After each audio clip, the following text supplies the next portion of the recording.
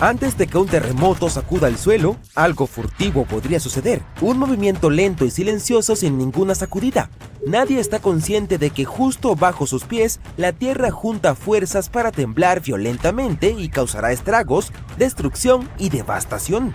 Un nuevo estudio muestra que un movimiento lento podría ser la forma en que comienzan los terremotos. Para resolver esto, los científicos no comenzaron con grandes piezas de la Tierra. En su lugar, entraron a un laboratorio y usaron láminas de plástico transparente llamadas plexiglas. Empujaron dos láminas de plexiglas de lado una contra la otra, de la misma manera en que las placas tectónicas, enormes bloques de la corteza terrestre, se empujan entre sí bajo tierra. Mientras empujaban, el plástico se resquebrajaba, tal como la Tierra durante un terremoto. Y aunque era plástico y no roca, la física, la manera en que las cosas se rompen y se mueven, era la misma.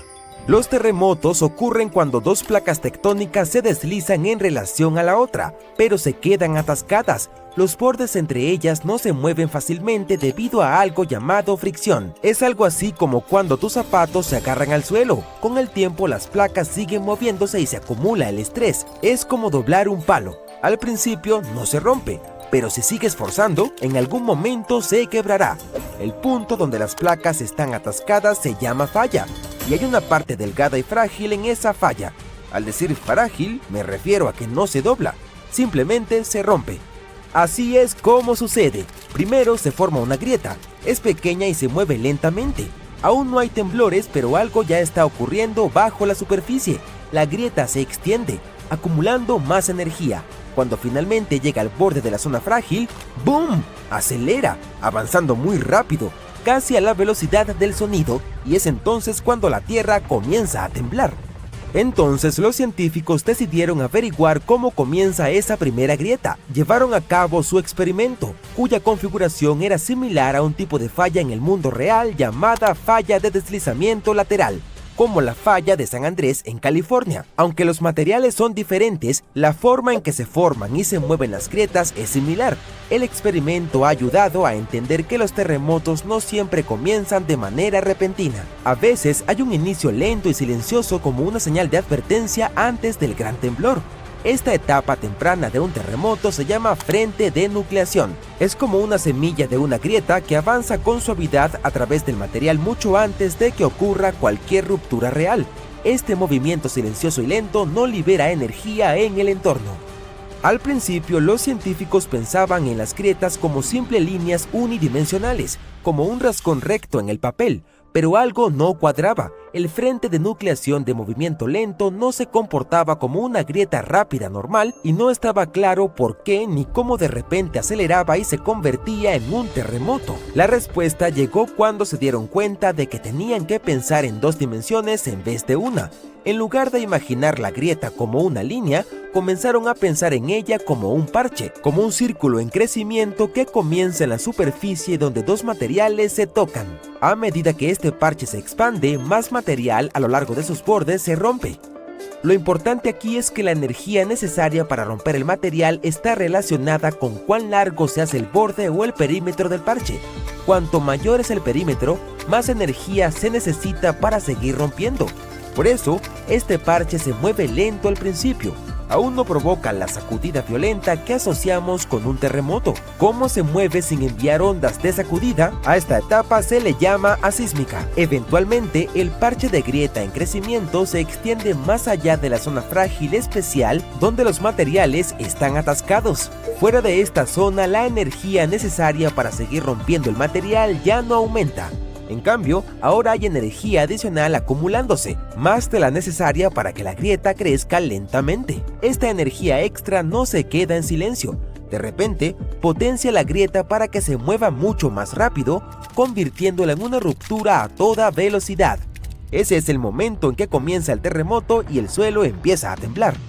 Estos hallazgos ayudan a explicar cómo los terremotos pueden comenzar de manera lenta y silenciosa antes de volverse tan peligrosos. Muestran que pequeñas y lentas grietas pueden transformarse de repente en poderosas rupturas que se mueven rápidamente si las condiciones son adecuadas. Los científicos creen que si pueden aprender a detectar la etapa sísmica antes de que una grieta acelere, algún día se podrían predecir los terremotos o al menos comprender mejor las señales de advertencia. Aunque los terremotos son el tercer tipo más común de desastre natural, causan el mayor número de víctimas mortales. La NASA desempeña un papel importante en el estudio de los terremotos utilizando satélites que orbitan la Tierra. Estos satélites recolectan datos e imágenes que muestran cómo cambia el suelo después de estas sacudidas. Por ejemplo, pueden detectar cuando la Tierra se desplaza, se eleva, se hunde o se agrieta. Estos cambios en la superficie ayudan a aprender más sobre la fuerza e impacto de los terremotos. Los satélites de la NASA también pueden rastrear cambios en las luces nocturnas. Si una ciudad se queda a oscuras después de un sismo, es una clara señal de que el área perdió energía y necesita ayuda. Bien, ¿qué tal si hablamos sobre los mitos más comunes acerca de los terremotos, como el de los megaterremotos? Algunas personas se preocupan por terremotos extremadamente grandes, pero hay un límite en cuanto a lo grandes que pueden ser. El tamaño de un terremoto depende del tamaño de la falla donde ocurre. Una falla más larga y profunda puede provocar un terremoto más grande. Por ejemplo, la falla de San Andrés en California es larga, unos 1.300 kilómetros, pero no muy profunda, entre 16 y 20 kilómetros. Eso hace que los terremotos mayores a magnitud 8,3 en esa falla sean muy poco probables. El más grande registrado ocurrió en Chile en 1960. Tuvo una magnitud de 9,5 y fue en una falla enorme que tenía casi 1.600 kilómetros de largo y 240 kilómetros de ancho. Técnicamente no hay un límite establecido en la escala de magnitudes, pero un terremoto de magnitud mayor a 12 necesitaría una falla más grande que la Tierra, lo cual no es posible. Los terremotos pueden ocurrir cerca de la superficie o en la profundidad.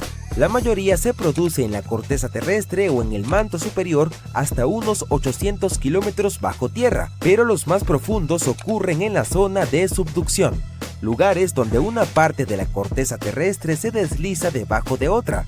En California, casi todos los terremotos ocurren en los primeros 25 kilómetros de la corteza. Una excepción es la zona de subducción de Cascadia en el norte de California, que se extiende hacia el norte pasando por Oregón, Washington y Canadá. Otro error común es pensar que el suelo puede abrirse durante un terremoto, pero eso generalmente solo sucede en las películas. Una grieta gigante que se abre y se traga cosas durante un terremoto es solo ficción. En la vida real, el suelo a ambos lados de una falla se desliza uno junto al otro. No se separa ni se abre de par en par. Pueden producirse pequeñas grietas o agujeros durante los deslizamientos de tierra, pero no a lo largo de la línea de falla en sí. Las fallas no se abren porque si lo hicieran, no habría fricción y sin fricción no habría terremoto. Ahora, algunos piensan que California podría desprenderse y hundirse en el océano durante un terremoto, pero así no funciona. El fondo del océano es tierra más baja, con agua encima. California no puede caer. Lo que realmente está sucediendo es que el suroeste de California se está deslizando lentamente hacia el norte en dirección a Alaska, a lo largo de la falla de San Andrés. La placa del Pacífico, sobre la cual se encuentra California, se mueve unos 5 centímetros por año, más o menos a la misma velocidad que crecen las uñas. Así que en unos 15 millones de años, Los Ángeles y San Francisco podrían ser vecinos, y en 70 millones de años, Los Ángeles podría estar cerca de Alaska. La gente se pregunta si una réplica puede ser más grande que el terremoto en sí. Las réplicas son sismos más pequeños que ocurren en la misma zona después de... Sabemos más sobre el espacio que sobre el océano. Sabemos más sobre el océano que sobre el núcleo de la Tierra. Pero, ¿cómo estudiamos algo que está a más de 1.600 kilómetros bajo nuestros pies? Curiosamente, hay que volar al espacio. Gracias a satélites que orbitan el planeta, los científicos han descubierto algo extraño en el corazón del planeta. Las noticias sobre señales misteriosas del espacio ya casi no sorprenden a nadie. Pero, ¿qué tal esto? Detectamos señales extrañas provenientes de lo profundo de nuestro propio hogar. Antes de hablar de esas señales, debemos entender por qué es tan importante estudiar lo que hay dentro del planeta. ¿Cómo nos afecta el núcleo? Nuestras vidas dependen de él de varias formas cruciales. Primero, el núcleo juega un papel fundamental en la gravedad. No flotamos hacia el espacio porque una enorme masa esférica de metal fundido nos mantiene en la superficie. Segundo, genera el campo magnético de la Tierra. La radiación cósmica peligrosa y el viento solar que podrían arrasar con todo son bloqueados gracias al campo magnético del planeta. Y tercero, los procesos internos de la Tierra influyen en los terremotos y las erupciones volcánicas.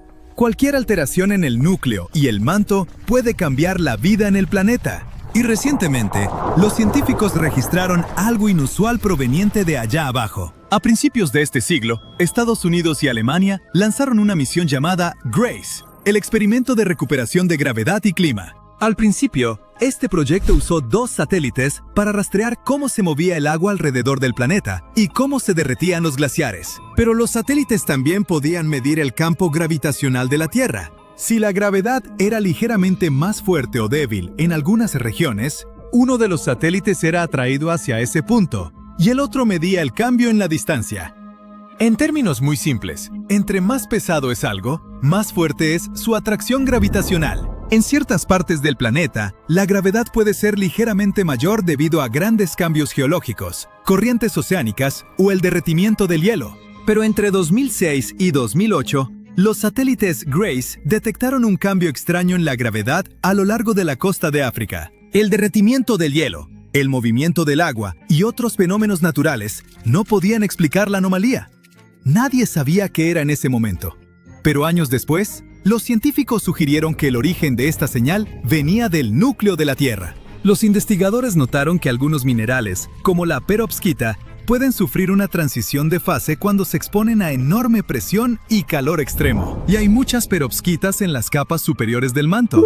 Cuando la estructura interna de este mineral se reconfigura, se vuelve más denso y desplaza las rocas circundantes. En lo profundo del subsuelo, esta parte sólida más dura mueve la roca fundida más blanda. Estos movimientos alcanzan el núcleo externo fundido y lo deforman ligeramente. Esta deformación dentro del núcleo altera el flujo de hierro fundido, y esta corriente profunda de metal líquido afecta directamente el campo magnético de la Tierra. Por eso los satélites registraron esas fluctuaciones.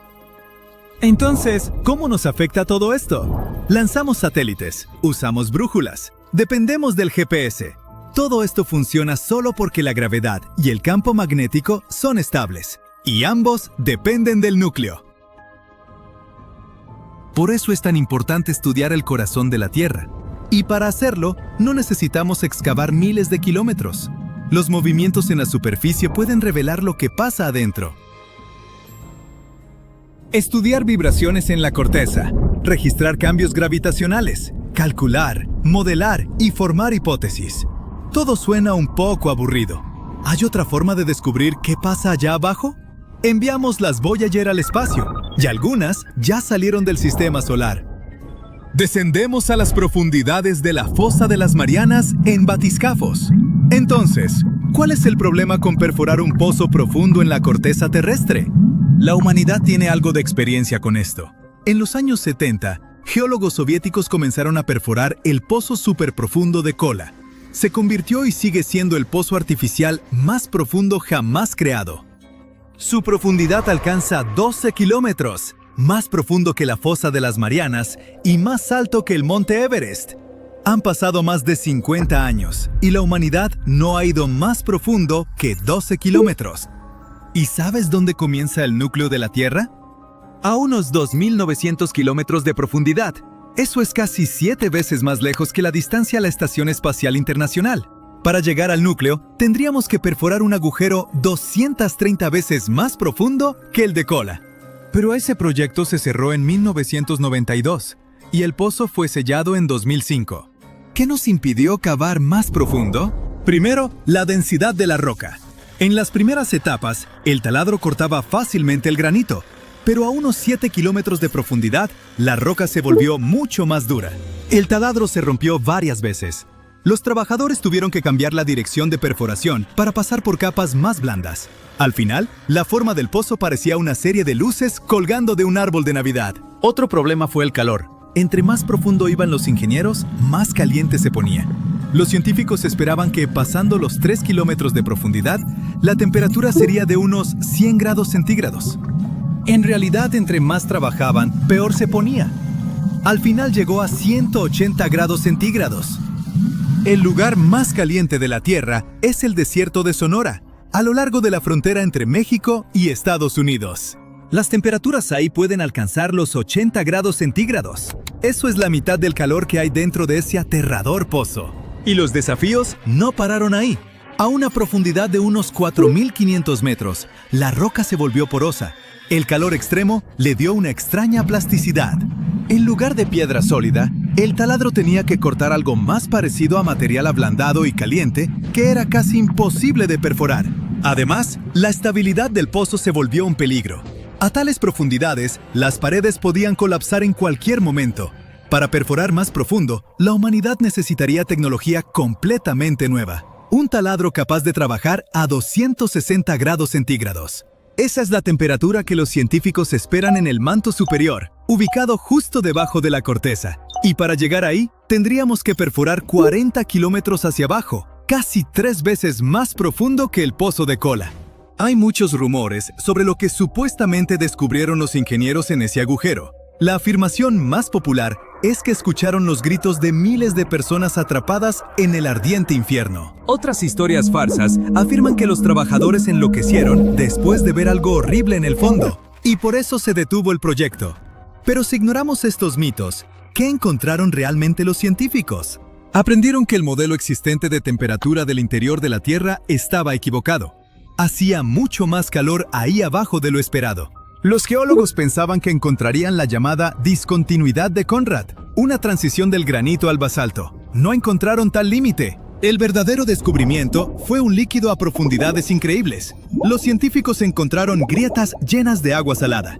Esto cambió nuestra comprensión de la corteza. La gente creía que era completamente sólida, pero ahora parece llena de fracturas y canales por donde el agua puede moverse. ¿De dónde vino? Los geólogos piensan que el fluido fue exprimido de las rocas por la enorme presión, como se exprime el agua de una esponja. Pero el descubrimiento más asombroso fue vida. A unos 7 kilómetros de profundidad, los ingenieros encontraron fósiles antiguos de organismos marinos unicelulares. Tenían casi 2.000 millones de años y habían sobrevivido a calor y presión extremos. Imaginemos que un día realmente llegamos al manto. ¿Qué nos daría eso? ¿Qué esperaríamos ver? Finalmente entenderíamos cómo se formó la Tierra hace miles de millones de años, cómo se desarrollaron el núcleo, el manto y la corteza, y cómo funciona la tectónica de placas. Sabríamos cómo las placas empujan y jalan unas contra otras. Obtendríamos una comprensión más profunda de los terremotos. Los investigadores también esperan encontrar extremófilos. Son organismos primitivos que pueden soportar calor y presión extremos.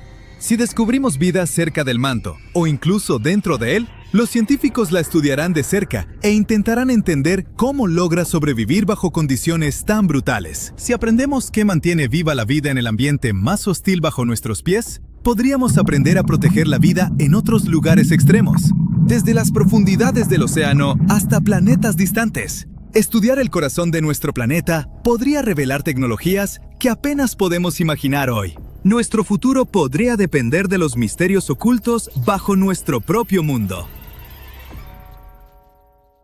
Durante 70.000 años, el volcán Toftean convenció a todos de que estaba extinto. Pero nuevas imágenes de satélite muestran que su cima está elevándose, como si algo adentro lo estuviera estirando, dándole vuelta y tronándose el cuello tras la siesta más larga del mundo. Los científicos no están muy contentos. Veamos si tú también tienes razón para preocuparte.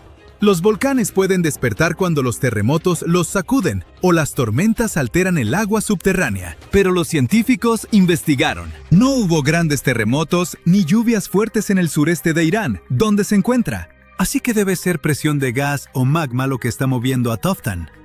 Es como una lata de refresco sellada calentándose desde adentro. Antes de escuchar un silbido, la presión se acumula en silencio, esperando una debilidad.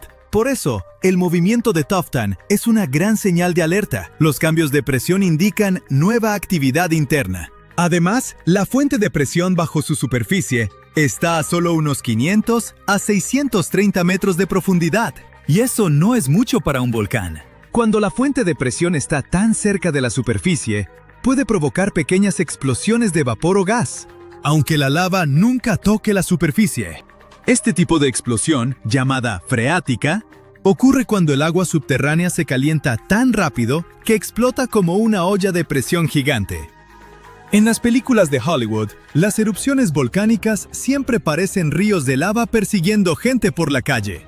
Pero las explosiones de vapor son diferentes, silenciosas e impredecibles. Un minuto todo está tranquilo, y al siguiente, rocas y vapor supercaliente salen disparados como si la Tierra estornudara con la fuerza de un motor a reacción. Para Toftan, este es exactamente el escenario que temen los científicos. No necesitas lava fluyendo para causar destrucción. Una explosión de vapor puede lanzar rocas del tamaño de carros y disparar nubes de ceniza cientos de metros hacia arriba. Aunque no viva cerca de Irán, Toftan no es solo un problema local. Los volcanes exhalan gases que viajan con el viento, y Toftan produce emisiones cargadas de azufre cuando está activo. El dióxido de azufre no solo huele mal, sino que afecta la calidad del aire, irrita los pulmones y reacciona en la atmósfera formando partículas que oscurecen la luz solar y enfrían las temperaturas. Eso significa que los países vecinos podrían sentir los efectos aunque nunca vean el volcán. Y si una explosión freática lanza ceniza lo suficientemente alto, podría desviarse hacia rutas de vuelo internacionales como confeti volcánico que nadie pidió. Incluso las erupciones pequeñas pueden tener efectos en cadena. ¿Recuerdas cuando un volcán en Islandia, con un nombre que nunca pronunciaré bien, hizo erupción en 2010? Interrumpió todo el tráfico aéreo en el Atlántico. Y en nuestro caso, una modesta columna de ceniza, desviándose hacia los principales corredores aéreos, podría suspender vuelos en todo el Medio Oriente, el sur de Asia y más allá. Las emisiones de gas no respetan fronteras. Se desplazan, se mezclan y se depositan donde el viento las lleve. Bueno, todo esto suena bastante inquietante, pero con todos los sensores modernos, los científicos deberían saber de una erupción con anticipación, ¿no? En realidad no. Como Toftan está en una región muy remota, instalar estaciones de monitoreo ahí es complicado. ¿Costoso?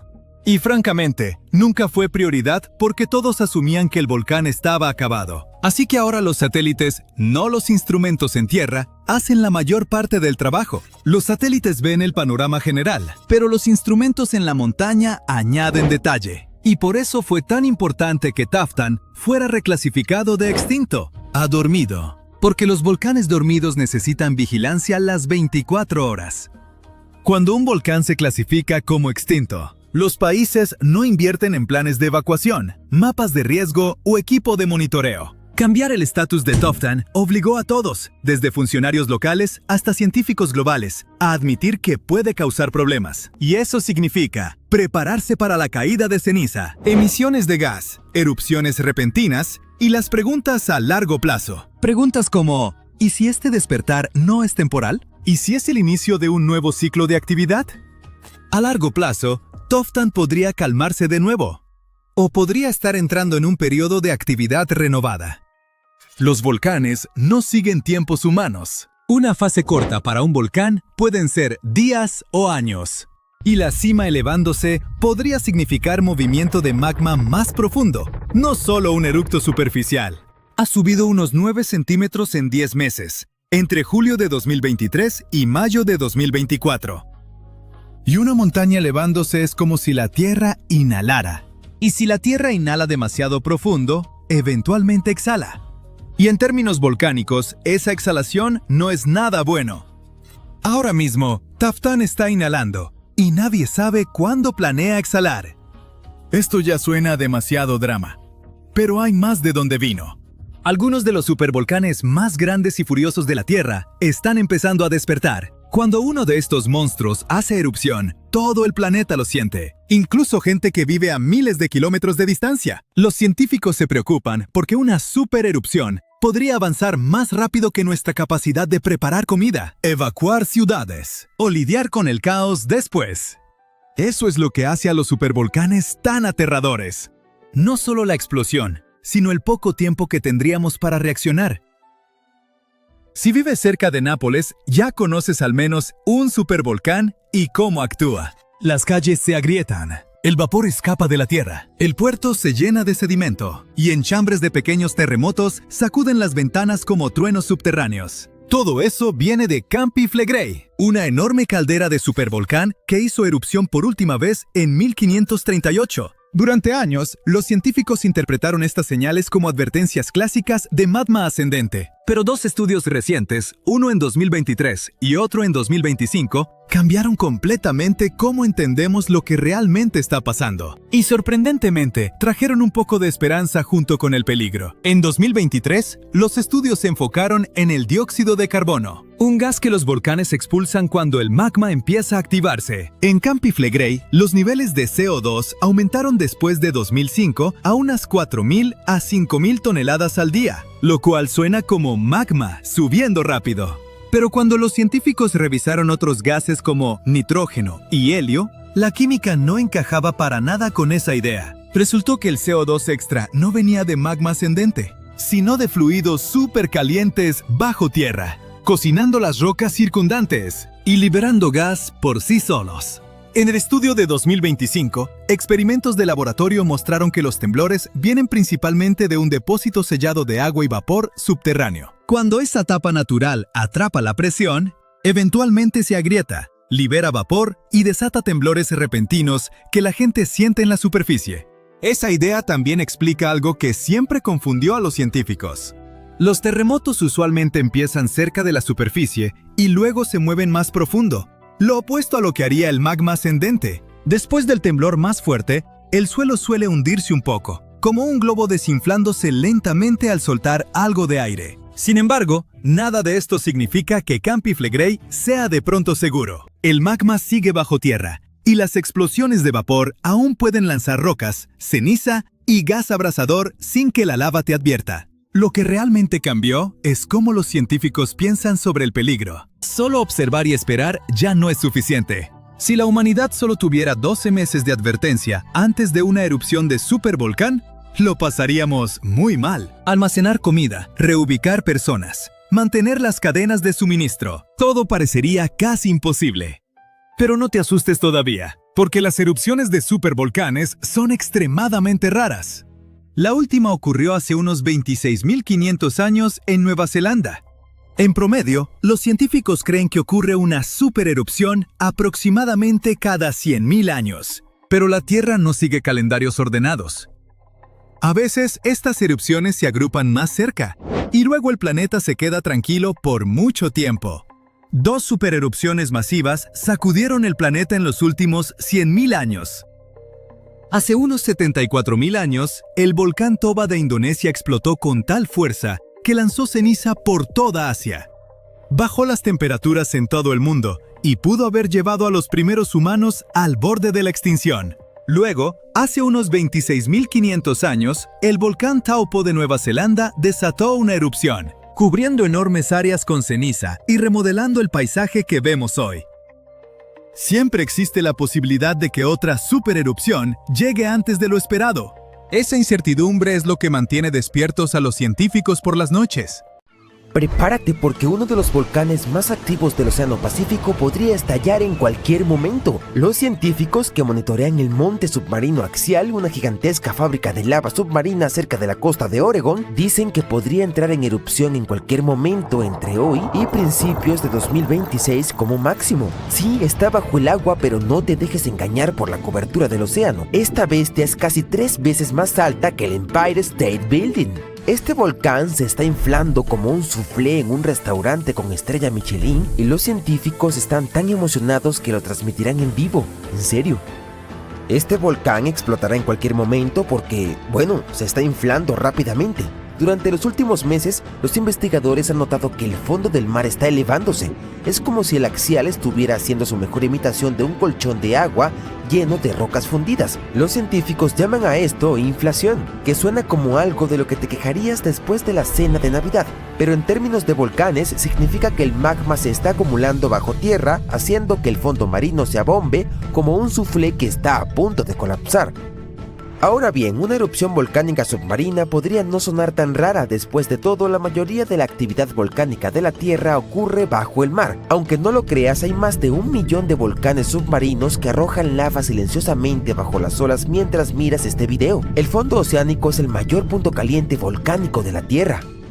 Lo que hace el monte submarino axial tan emocionante es que está bajo una intensa vigilancia científica, a diferencia de cualquier otro volcán submarino. Es como la estrella de un reality show volcánico, con una red de instrumentos en el fondo del océano que proporciona a los investigadores actualizaciones en tiempo real sobre los movimientos de magma, los temblores sísmicos y la deformación de la corteza terrestre. De hecho, el monte axial alberga el primer observatorio de volcanes submarinos del mundo.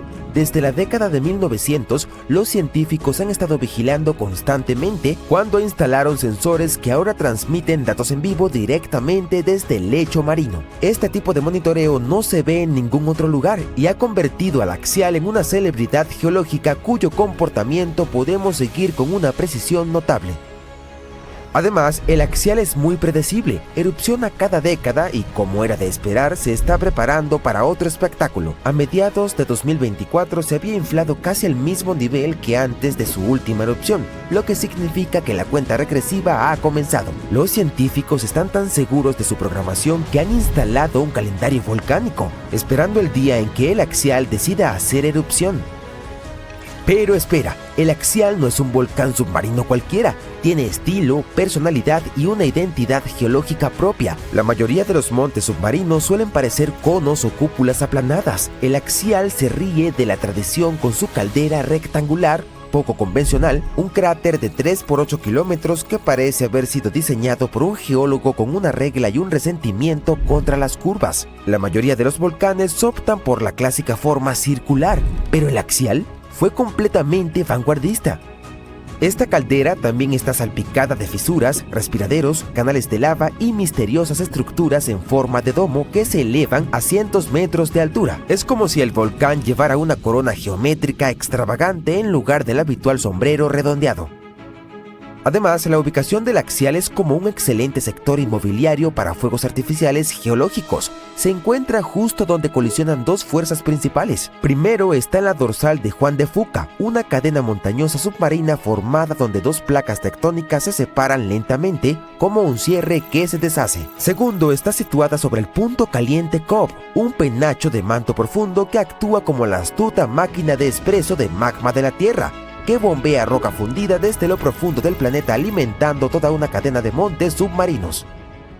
Para decirlo claramente, es como si las placas tectónicas fueran bailarines renuentes que se deslizan uno del otro, mientras el punto caliente de Cobb actúa como el DJ, subiendo la temperatura y manteniendo la fiesta de magma en marcha. Esta influencia dual crea un complejo sistema de tuberías dentro del volcán con cámaras de magma que se llenan, drenan y desplazan de maneras que los científicos aún están tratando de descifrar. La competencia entre las placas que se expanden y el magma que asciende es lo que le da al axial su huella geológica única. También es la razón por la que este volcán continúa sorprendiéndonos. Bien, mencionamos que la cima del axial no es solo un cráter. La verdad es que dentro la acción se vuelve más extraña e impresionante. El axial alberga respiraderos hidrotermales conocidos como chimeneas negras, que expulsan agua a temperaturas superiores a los 370 grados. Esto no es una bañera de hidromasaje submarina común. Estos respiraderos crean uno de los entornos más extremos de la Tierra, donde extrañas criaturas prosperan en total oscuridad y con un calor abrasador. Gusanos tubulares gigantes, cangrejos, colonias de bacterias e incluso pulpos sobreviven gracias a las plumas ricas en minerales que brotan de estos respiraderos, que forman ecosistemas completamente independientes de la luz solar y la fotosíntesis. Es como un mundo alienígena bajo las olas que prospera con el aliento ardiente del volcán. Estas comunidades de ventilación son cruciales para la ciencia, no solo porque son extrañas, sino porque pueden parecerse a los ecosistemas más antiguos de la Tierra. Algunos investigadores creen que la vida en nuestro planeta pudo haber surgido en ambientes hidrotermales similares en el fondo del mar hace miles de millones de años. Estudiarlos también podría ayudarnos a buscar vida en lunas heladas, como Europa y Encelado, donde podrían existir respiraderos similares bajo su superficie congelada. Cuando el axial entra en erupción es como un botón de reinicio natural para estas comunidades. La lava arrasa con todo, pero en cuestión de meses la vida regresa con fuerza, prueba de que incluso en los entornos más hostiles, el sector inmobiliario siempre está en demanda.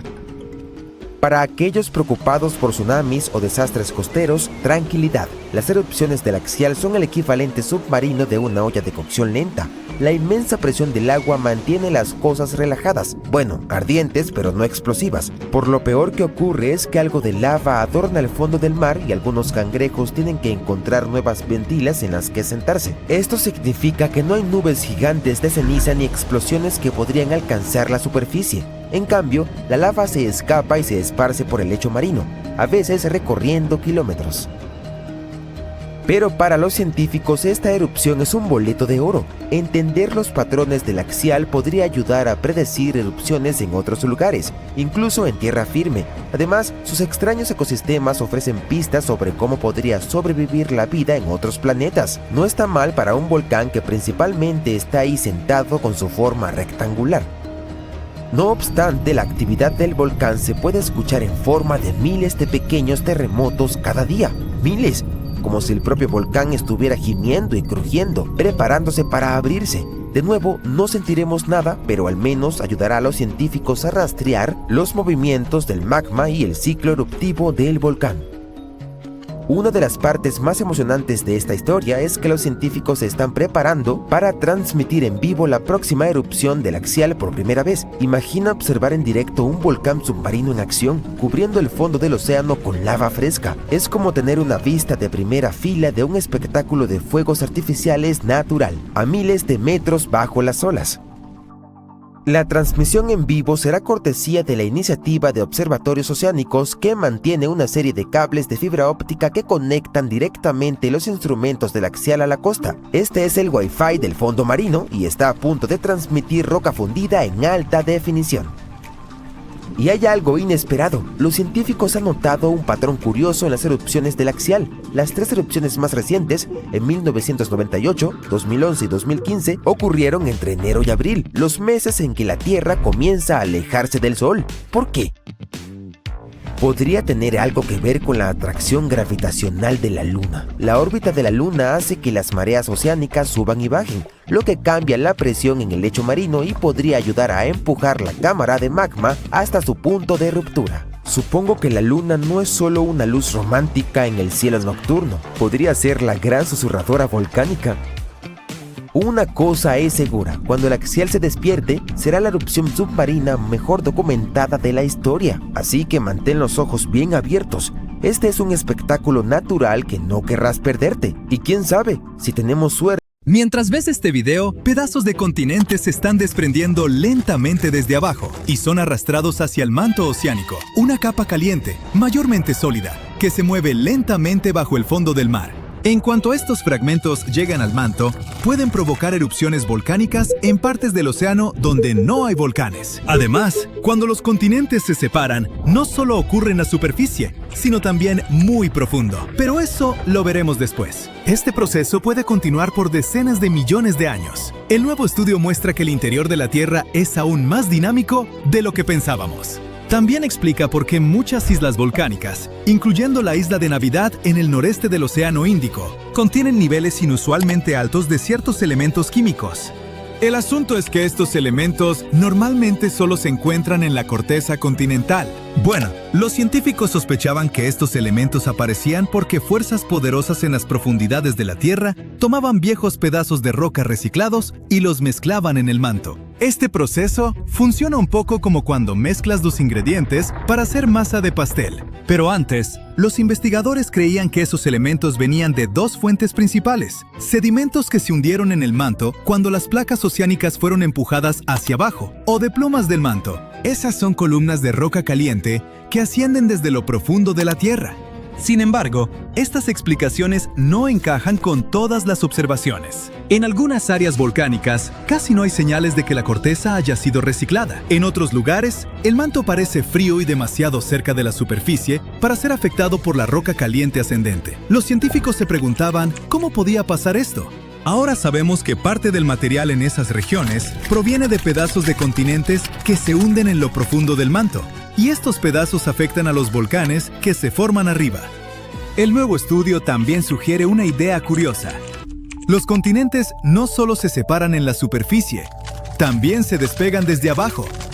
Y esto puede ocurrir a distancias mucho mayores de lo que los científicos pensaban.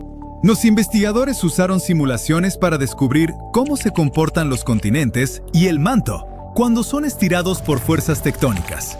Su trabajo se basa en investigaciones previas que muestran que cuando los continentes se dividen, fuerzas poderosas en el interior del planeta crean una ola en el manto.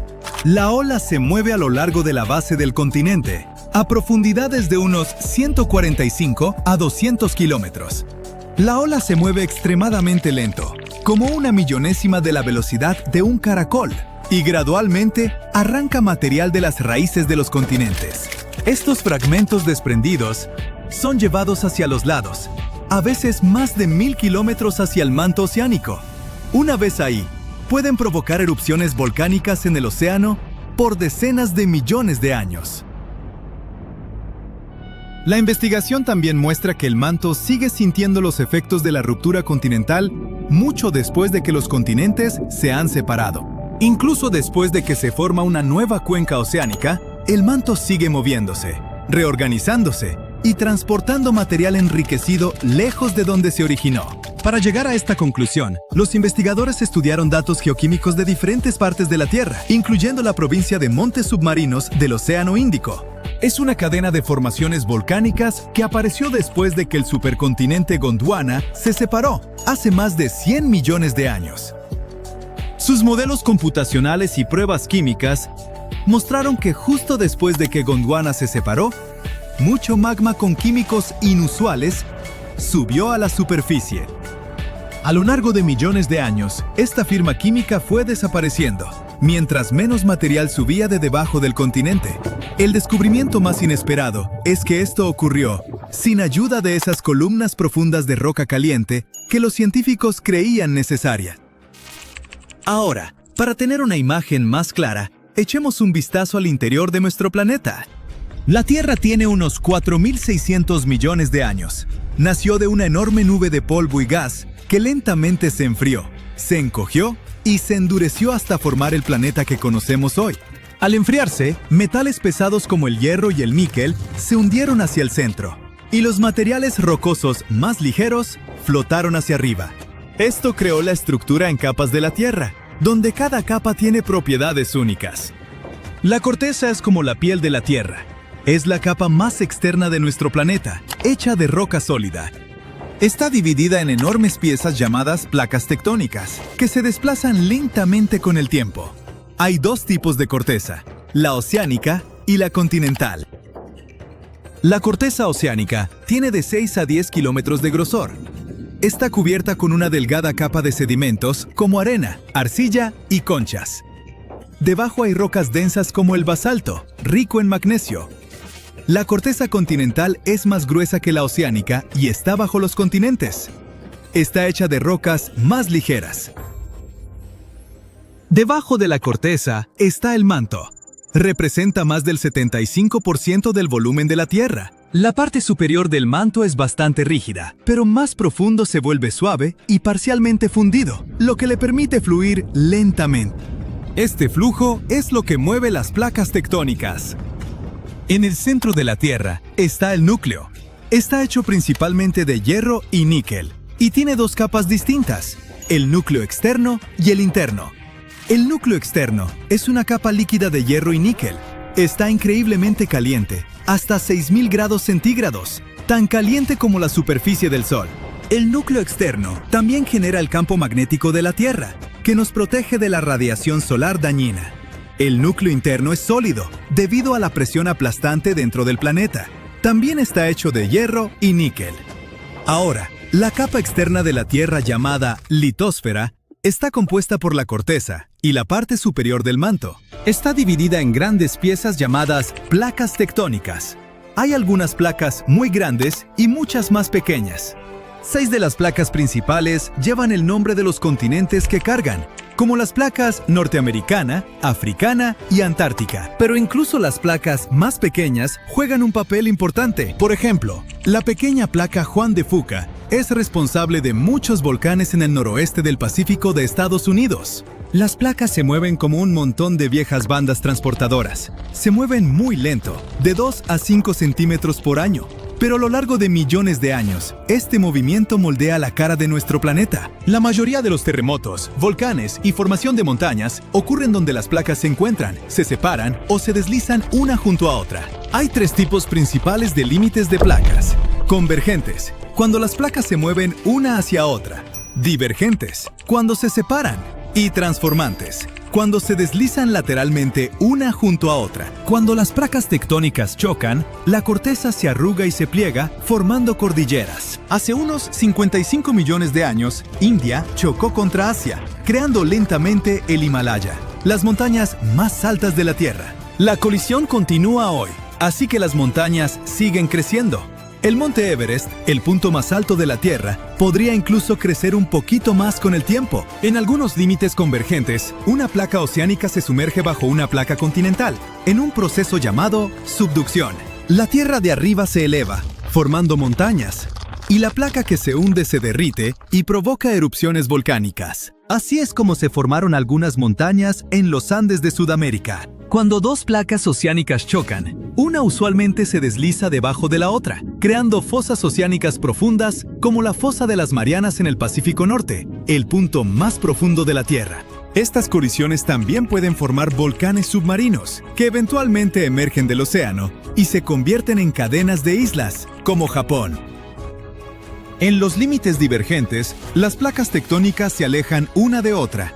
En los océanos, el magma de lo profundo del manto sube para llenar el espacio. Esto crea montañas y volcanes submarinos a lo largo de la grieta. Este proceso renueva el fondo oceánico y lentamente ensancha las cuencas oceánicas. Por cierto, un solo sistema de dorsales oceánicas conecta a todos los océanos del mundo, convirtiéndolo en la cordillera más larga de la Tierra. En tierra, cuando las placas se separan, forman valles gigantes, como el Gran Valle del Rift en África. Si este estiramiento continúa por millones de años, el este de África podría separarse y convertirse en una nueva masa terrestre. Un famoso ejemplo de límites transformantes es la falla de San Andrés en California. A diferencia de los límites convergentes o divergentes, los límites transformantes usualmente no crean montañas ni océanos, pero el movimiento de fricción puede causar terremotos poderosos, como el terremoto de 1906, que destruyó gran parte de San Francisco. El 16 de septiembre de 2023, sin previo aviso, la Tierra comenzó a zumbar. Una vibración baja y extraña reverberó a través de la corteza terrestre. Esto activó alarmas sísmicas en todo el mundo. Durante 9 días consecutivos, el planeta pulsó con este ritmo aterrador, y los científicos no tenían idea de lo que estaba ocurriendo. Mientras tanto, un desastre total estaba sucediendo en Groenlandia. No fue un terremoto, de eso estaban seguros. Podían distinguirlo por el ritmo. Como todos vivimos sobre grandes placas tectónicas, estas se mueven constantemente y se deslizan sobre el magma como los icebergs en el agua. A veces, al moverse, pueden rozarse, chocar o romperse. En cualquier caso, todo esto provoca una increíble liberación de energía que envía ondas de choque a través del suelo. Es entonces cuando sentimos el suelo temblar literalmente, y es lo que llamamos un terremoto. Estas vibraciones que sentimos se llaman ondas sísmicas. Los sismómetros las detectan como ping o retumbos. En un terremoto típico, generan una variedad de frecuencias diferentes. Es una mezcla caótica y loca de frecuencias bajas y altas, como si se golpearan todas las teclas de un piano. Lo extraño del evento en Groenlandia fue que las señales no eran para nada así. Era una vibración constante de una sola frecuencia, como si alguna máquina antigua estuviera agitándose bajo la tierra. Como si una tecla de piano fuera presionada una y otra vez, creando un sonido repetitivo y ominoso. Resulta que lo que estaban escuchando no era el ruido de las placas tectónicas en movimiento desordenado. Era un fenómeno que los sismólogos nunca habían visto. Los días pasaban y el misterioso ruido seguía constante. Las vibraciones se repetían cada 90 segundos y resonaban alrededor del mundo. La búsqueda de respuestas se volvía cada vez más desesperada. Los sismólogos no tenían idea de con qué estaban lidiando. Tuvieron que reunir a un gran equipo internacional de 68 personas de 15 países.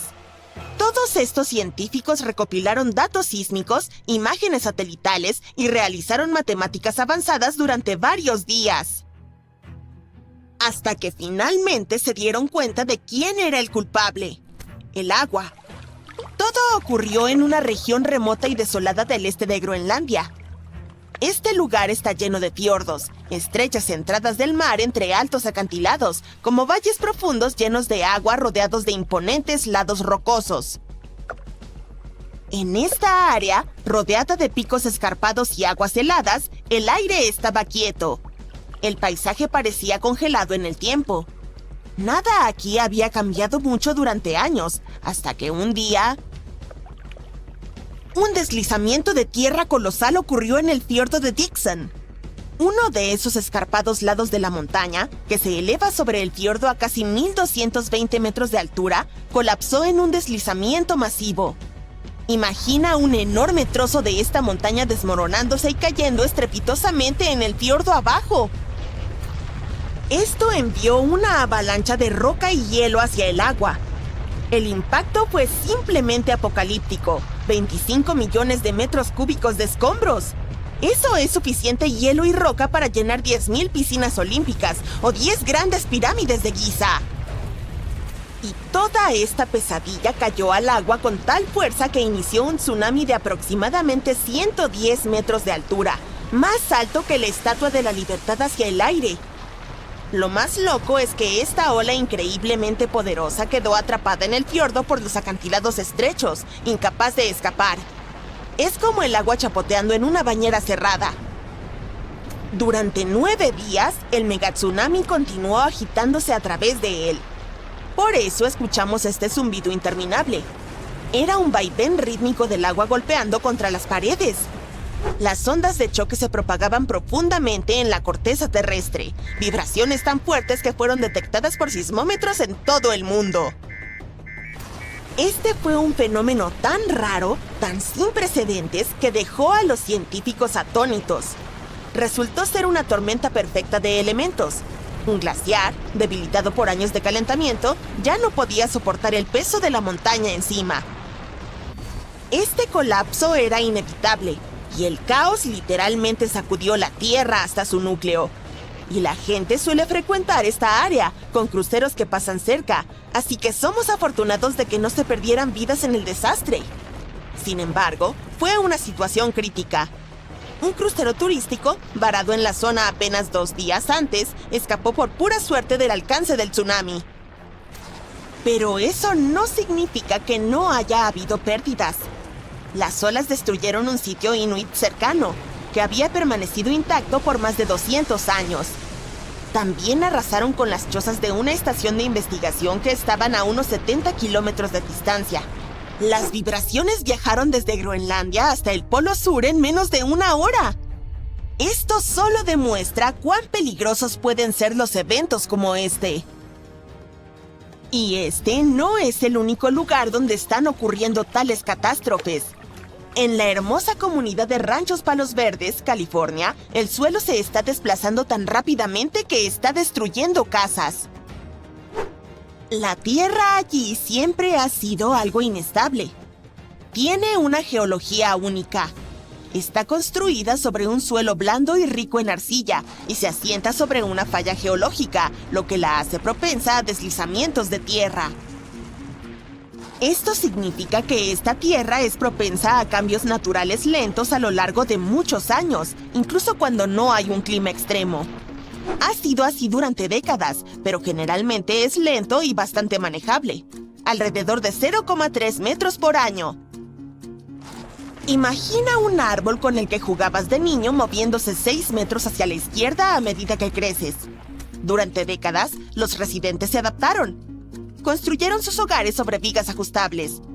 Esto ayudó a que las casas se movieran con la tierra. Y esa estrategia funcionó bien. Hasta ahora. Últimamente, las cosas han empeorado mucho en la comunidad. Ahora la tierra se está moviendo 0,3 metros en una sola semana.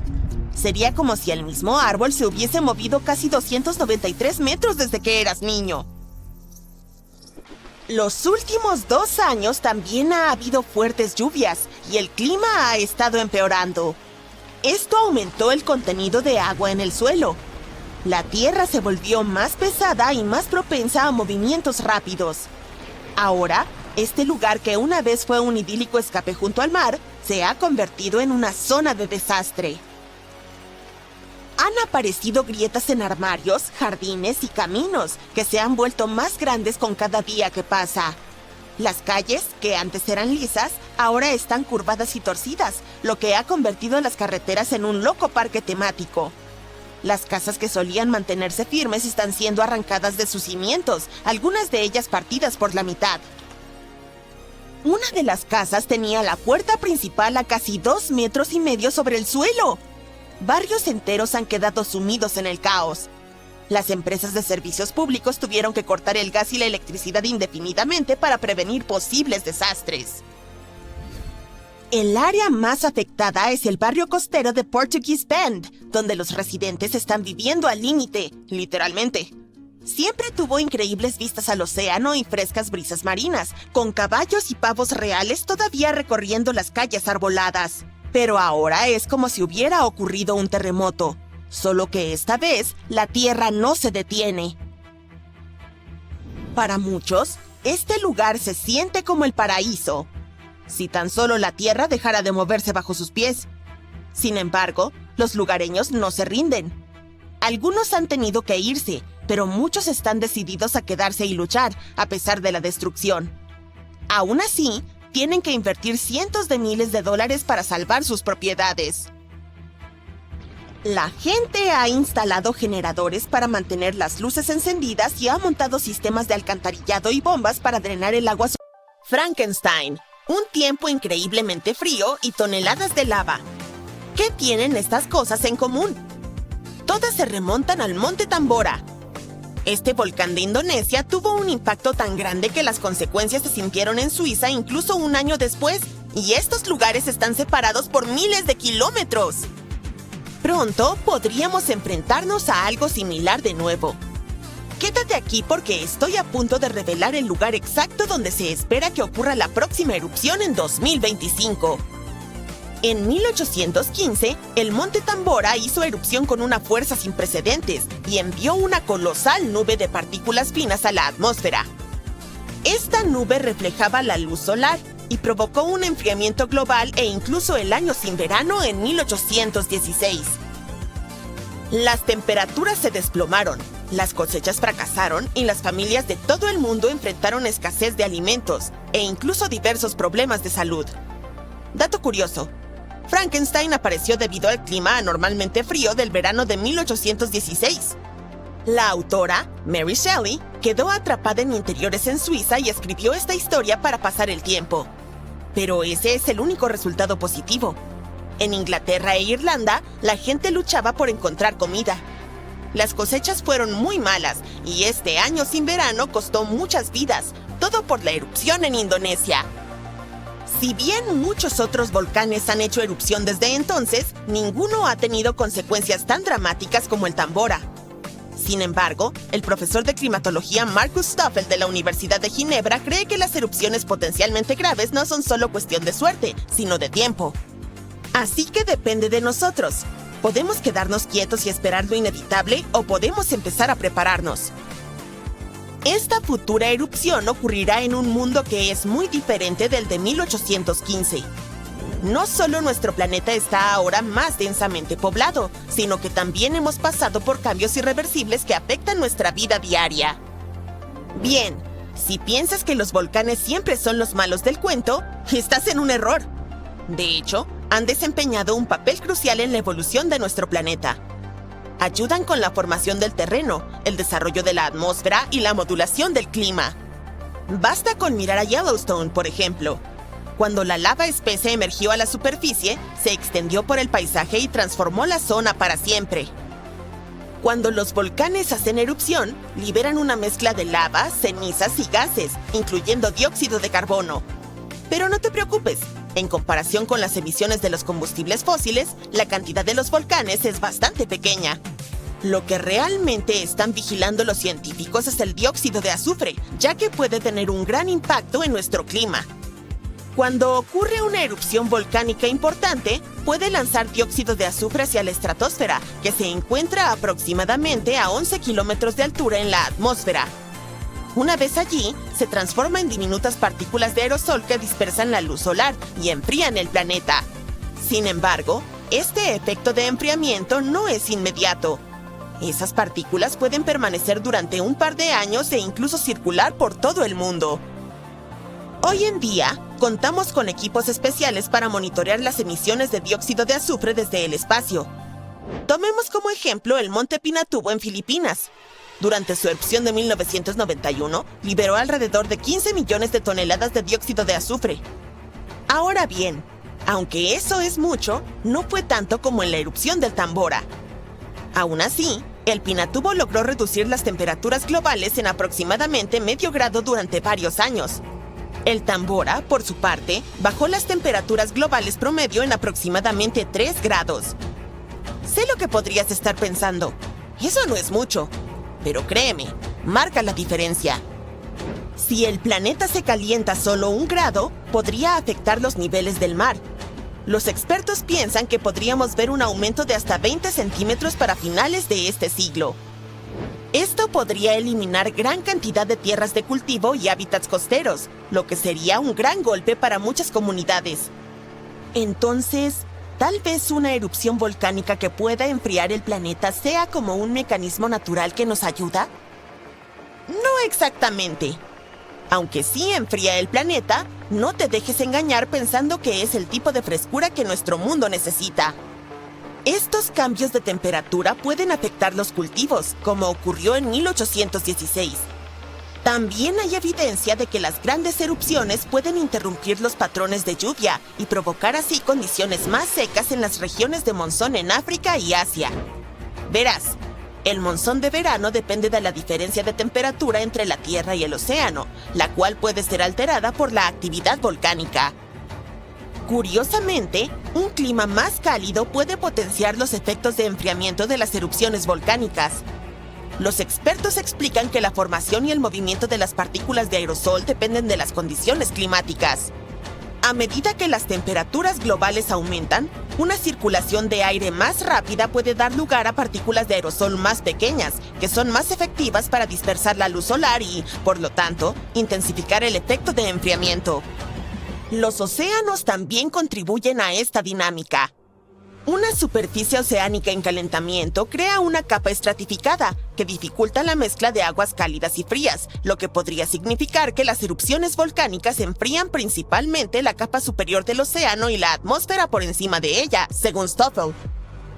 Además, el cambio climático puede influir directamente en los sistemas volcánicos. El derretimiento del hielo desencadenaría más erupciones al reducir la presión y permitiría que el magma ascendiera con mayor facilidad. Por otra parte, el aumento de las precipitaciones asociado al cambio climático puede infiltrarse en el suelo e interactuar con el magma, lo que podría provocar erupciones. Aunque la perspectiva de un periodo de enfriamiento debido a una erupción volcánica podría parecer beneficiosa en medio del cambio climático, los científicos advierten que los efectos podrían ser nefastos.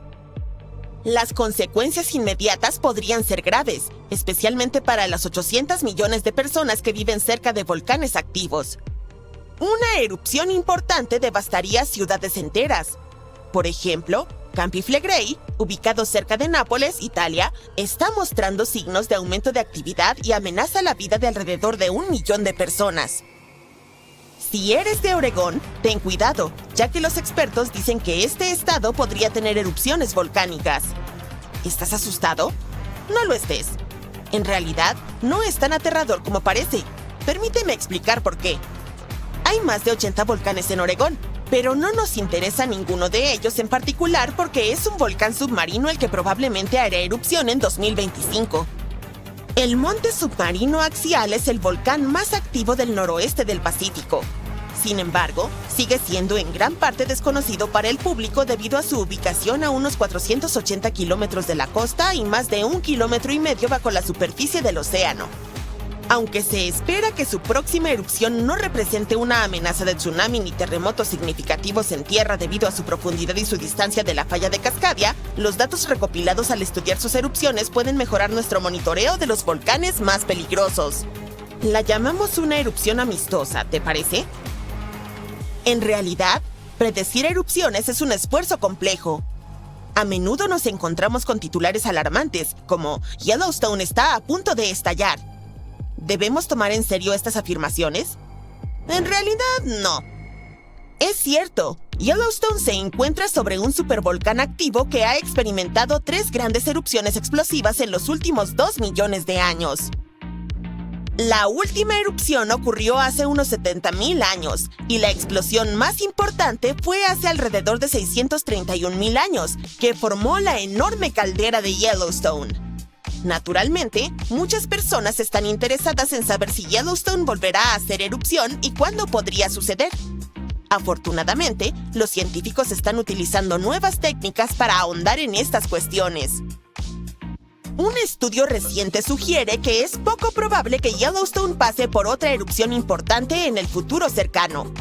La razón es que el magma debajo del parque está dividido en una red de cámaras separadas. Aunque todavía hay una cantidad considerable de magma presente, no está lo suficientemente interconectado para sustentar una erupción. Estudios anteriores proponían la existencia de una capa inmensa de magma debajo de Yellowstone, pero los hallazgos recientes desafían esa idea. Para obtener una comprensión más clara de las dinámicas subterráneas, los investigadores utilizaron una técnica llamada magnetotelúrica, que emplea los campos electromagnéticos naturales de la Tierra en lugar de ondas sísmicas. Debido a que el magma es un buen conductor de electricidad, este método es particularmente efectivo para mapear rocas fundidas. ¿Sabían que nuestro planeta tiene cicatrices? Una de ellas está en Norteamérica. La cicatriz nos puede revelar muchas cosas fascinantes sobre la historia de la Tierra. Pero lo más interesante es que pudo cambiar la apariencia de nuestros continentes y fracturar nuestro mundo. Pero por alguna razón esta cicatriz no lo ha hecho aún. Y esa ni siquiera es la parte más interesante. Lo más increíble de esta cicatriz es que podría albergar una fuente gigante de energía limpia y barata. Vayamos a Kansas para descubrir qué es. Hace 1100 millones de años se formó una grieta gigante en la corteza de nuestro planeta, en el territorio del actual Medio Oeste de Estados Unidos. Se llama Corazón Roto. Esta grieta gigante está llena de magma solidificado, y de lejos parece una cicatriz real. Pero, ¿cómo apareció?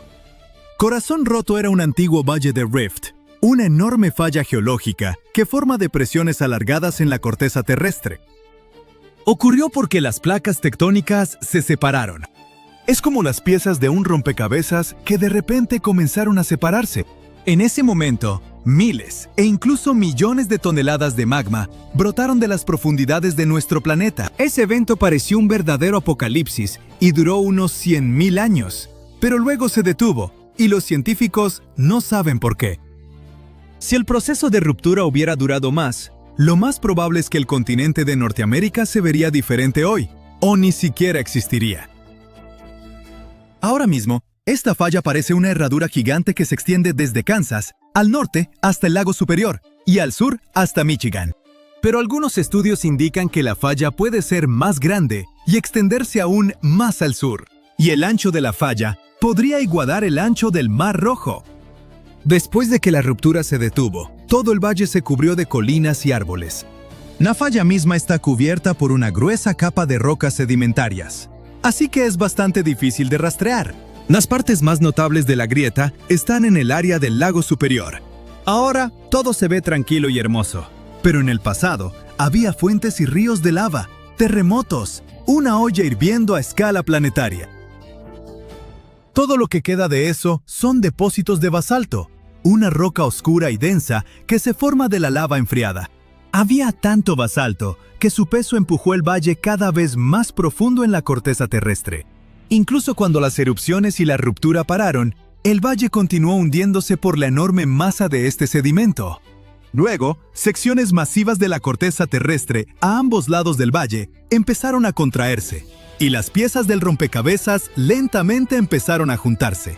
Esto llevó a una eyección a gran escala de material volcánico hacia arriba, y junto con el basalto, aparecieron depósitos de roca de cobre en el valle. La gente extrajo este cobre por unos 8.000 años, hasta finales del siglo XX.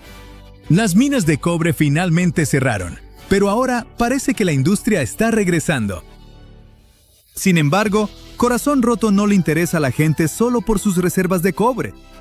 Alberga algo más valioso y útil para nuestra civilización. Los científicos creen que este valle esconde reservas masivas de hidrógeno, y esta sustancia puede ayudarnos a cambiar a una fuente de energía más limpia, barata y más eficiente. Si el combustible de hidrógeno se vuelve ampliamente disponible, todos cambiarán a él, dejando atrás el costoso, ruidoso y contaminante proceso de producción de petróleo. Ahora, apuesto a que la palabra hidrógeno les resulta muy familiar. No suena como el descubrimiento del siglo, y la gente lo ha estado usando por mucho tiempo.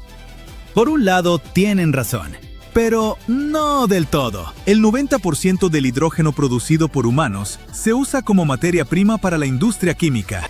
El hidrógeno se usa para producir amoníaco para fertilizantes, metanol para combustible y solventes, y para purificar petróleo crudo. Fabricantes de vidrio, cemento, acero y otros metales están considerando usar hidrógeno en sus fábricas para una producción más eficiente. El hidrógeno puede volverse una alternativa a los combustibles fósiles, es decir, el petróleo y la gasolina producida de ellos. Carros, barcos, trenes, aviones y plantas de energía.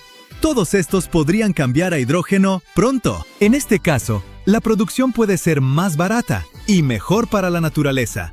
Pero esto funcionará solo si encontramos fuentes abiertas de hidrógeno. Verán, cerca del 95% del hidrógeno que usamos se produce de combustibles fósiles. Gasificamos carbón, oxidamos hidrocarburos y extraemos hidrógeno del metano. Todos estos métodos de producción requieren energía, pero la peor parte es que llevan a grandes emisiones de dióxido de carbono a la atmósfera.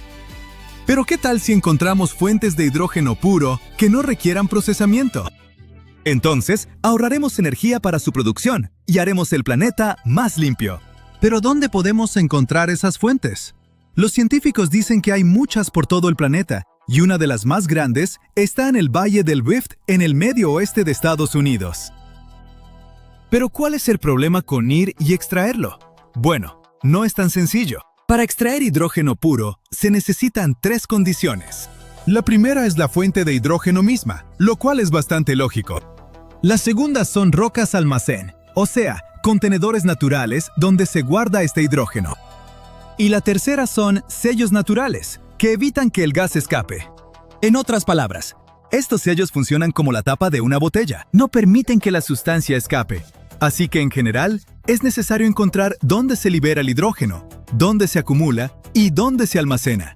Cuando se cumplen estas condiciones, las compañías de extracción de recursos naturales pueden empezar a trabajar. ¿Pero cómo aparece el hidrógeno? Bueno, repasemos lo básico de química. Los compuestos de hidrógeno y oxígeno forman agua. Esto significa que hay que dividir el agua en hidrógeno y oxígeno. Este proceso ocurre seguido en la naturaleza. Hay muchos lugares por todo el planeta donde esto pasa. Los científicos confían en que al menos 30 estados de Estados Unidos tienen reservas de hidrógeno, y si las detectamos, aceleraremos la transición energética a combustibles más seguros y eficientes. Miles de carros circulan usando gasolina. Muchos de ustedes conocen el olor de los gases de escape, ese aire espeso y contaminado que es difícil de respirar. ¿Y los carros eléctricos? Deben estar mejorando la situación, ¿cierto? Bueno, aquí hay otro problema. Producir baterías para estos vehículos daña la naturaleza. Los materiales usados para hacer baterías son litio, cobalto y níquel. Su extracción implica una gran liberación de materiales tóxicos, no solo al aire, sino también al agua. Transportar estas baterías también crea una gran huella de carbono. Producir un solo carro eléctrico emite unas 4 toneladas de dióxido de carbono. Para compensar eso, el dueño necesita manejarlo por al menos 8 años. Eso es lo que tarda en compensar las emisiones que un carro normal produciría. ¿Y la confiabilidad y conveniencia? ¿Qué harán si la batería se acaba durante el viaje y no hay estaciones de carga cerca? Este problema se resolverá en el futuro con la creciente popularidad de los carros eléctricos. Ahora, los científicos creen que en los últimos 1.000 millones de años, la corteza terrestre ha dividido suficiente agua en hidrógeno y oxígeno. Nuestro planeta guarda este gas bajo tierra, esperando que empecemos a usarlo. Según los cálculos, aún considerando todas las tecnologías y capacidades de producción de nuestra civilización, las reservas de hidrógeno en las entrañas del planeta son suficientes para darnos energía por 170.000 años. Por eso la grieta gigante en Kansas atrae a científicos de todo el mundo. Enormes cantidades de basalto y otras rocas pueden reaccionar con agua para liberar hidrógeno. Y ahora los científicos buscan lugares donde este material se acumula y se almacena.